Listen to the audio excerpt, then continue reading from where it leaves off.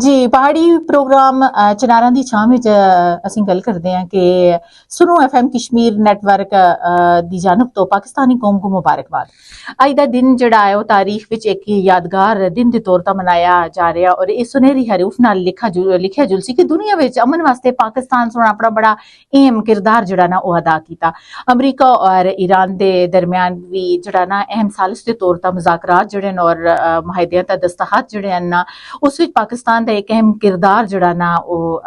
ਹਮੇਸ਼ਾ ਤੋਂ ਰਿਹਾ ਔਰ ਪਾਕਿਸਤਾਨ ਦੁਨੀਆ ਵਿੱਚ ਇੱਕ ਅਮਨ ਪਸੰਦ ਮੁਲਕ ਔਰ ਅਹਿਮ ਸਾਲਿਸ ਦੇ ਤੌਰ ਤੇ ਨਾ ਉਭਰਿਆ ਔਰ ਪੂਰੀ ਦੁਨੀਆ ਬਸ਼ਮੂਲ ਅਮਰੀਕਾ ਯੂਰਪ ਪਾਕਿਸਤਾਨ ਦੀ ਤਾਰੀਫ ਕਰ ਰਹੇ ਹਨ ਔਰ ਇਸ ਦੇ ਨਾਲ ਮੁਸਲਿਮ ਮਮਾਲਕ ਔਰ ਬਿਲਖਸੂਸ ਈਰਾਨ ਨੇ ਵੀ ਪਾਕਿਸਤਾਨ ਦਾ ਤੇ ਦਿਲ ਨਾਲ ਸ਼ੁਕਰੀਆ ਅਦਾ ਕੀਤਾ। ਸੁਨੋ FM 89.4 ਕਸ਼ਮੀਰ ਨੈਟਵਰਕ ਤੋਂ ਵਜ਼ੀਰ आज़म पाकिस्तान जनाब शहबाज शरीफ, फील्ड मार्शल सैयद आसम अलीर और